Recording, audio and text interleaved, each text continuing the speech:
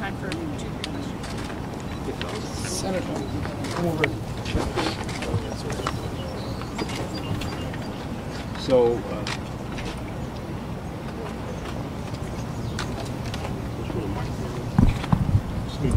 just give me the mic. Nice try. There you go. today is a solemn day, but it's also a day, as the Warmbier family would like it to be, to celebrate the life of a remarkable young man. Otto Warmbier's life was cut short, but he had so much promise. He was everything. He was outgoing, athletic, bright, curious. You'll see today with the hundreds of friends who come, and I just met some of them, that in his short life he was able to make a huge impact at this high school, at University of Virginia, with a much broader community of friends. People from all over this country and indeed around the world are holding this family up in prayer today. The family's remarkable. They've been resilient through an ordeal that no family should have to go through. I think today we're also seeing good and evil all at once. The good, of course, is what we see around us, the support and the love this family's receiving, the outpouring of support from this community. You've seen the blue and white ribbons. They're also in my community across town. But we've also, in this process of the last 18 months, seen evil, and that is the way Otto Warmbier was treated. This college kid never should have been detained in the first place. Jane and I went to the Warmbier's home for his 22nd birthday, which he celebrated in a hospital bed or in a prison in North Korea. He never should have been detained in the first place, and once detained, of course, the mistreatment which resulted in his injuries, and then the lack of humanity in allowing access to him to try to get him the best medical care he needed is appalling. And North Korea needs to be held accountable for what happened to Otto Warmbier. They have shown not only do they not have regard for the rule of law, the Geneva Convention, the basic freedoms that we enjoy and so many other people around the world enjoy, but they've shown through their treatment of Otto a disregard for basic human rights, for human dignity. So again, today is a chance for us to pay tribute to an amazing young man, a strong family, and to hold them up in our prayers. And we'll have more to say later on North Korea, but we also need to be sure that they are held accountable for this and for so many human rights abuses, and for their actions which are outside of the mainstream of the international community in so many other respects.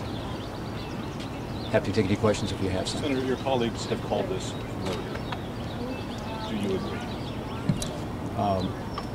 Otto Warmbier is dead because of North Korea. There's no question about it. I spoke on the Senate floor yesterday about this and in a little more detail about what happened and what the consequences might be, but there's no question in my mind that, one, he was unjustly detained, and two, once sentenced to 15 years of hard labor, he was mistreated to the point that he was not given the ability to get access to the kind of medical care that might have made a difference. Even once whatever happened to him happened, and frankly, we may never know. The stories that North Koreans have provided, according to the doctors at the University of Cincinnati, some of the best doctors in the world, simply do not hold up. So, yes, they are responsible. How do you suggest we respond as a country? Well, first, we have sanctions in place, as you know, but we need to tighten those sanctions.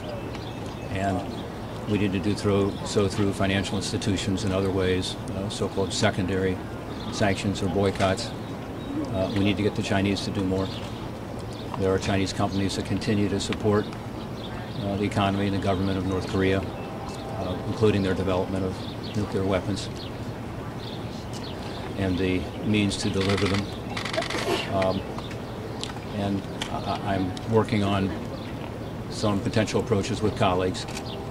Today is a day to focus on Otto, but we do need to hold the regime accountable. Give us a sense. This is one of your constituents. This is a young man who seemed very promising future, caught as a pawn basically in this bigger game with North Korea. They use hostages like this to their own effect. Where they're prepping possibly another nuclear test. The president is saying the Chinese aren't doing enough. We need to take another. Where does this fit in? This event in this lovely little town. Where does this fit in the global events? Well, again, I think in this beautiful setting here and with this outpouring of love, we've seen, the best of our country, and again, the best of so many around the world who have stood up and called this the outrage that it is, and supported his family, held them up in prayer. But we've also seen this play out in a broader context. As I said earlier, we've seen evil, and we see this in the mistreatment of Otto, but also the mistreatment of hundreds of thousands of North Koreans who have been imprisoned, tortured, persecuted. We see this in their development of nuclear weapons and the means to deliver them totally outside of the international norms. We've seen the United Nations stand up as one to condemn North Korea in that regard. We now need to bring the community of nations together in a more effective way to tighten those sanctions, to put more pressure on the regime, to do everything possible to see that they are not able to take this evil we talked about and through their weapons program and through their missile program be able to affect the lives of potentially millions of other people. So it's a very serious, as I said yesterday on the floor, this is deadly serious business.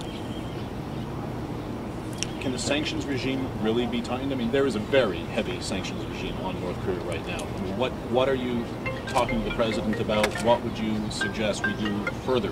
Banking, there's almost none of that left.